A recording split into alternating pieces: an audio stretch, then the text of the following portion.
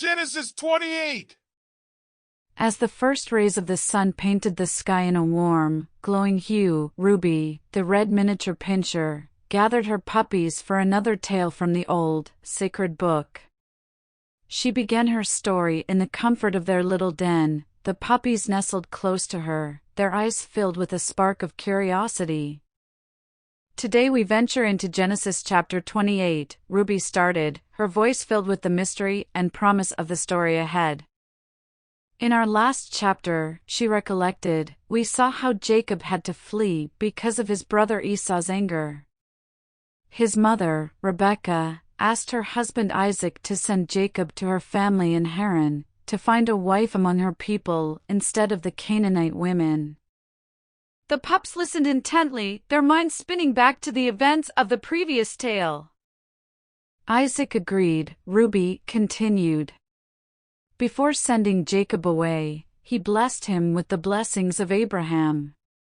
He wished for God to bless Jacob with numerous descendants, who would inherit the land promised to Abraham. As the story unfurled, the puppy's eyes widened, their little bodies pressing closer to Ruby. On his journey to Haran, Ruby's voice took on a mystical tone. Jacob stopped for the night at a place. He used a stone as his pillow and fell asleep. In his dream, he saw a stairway that reached from the earth up to heaven, with angels ascending and descending on it. And at the top of the stairway stood God himself. A hush fell over the den, the magnitude of the dream echoing in the quiet space.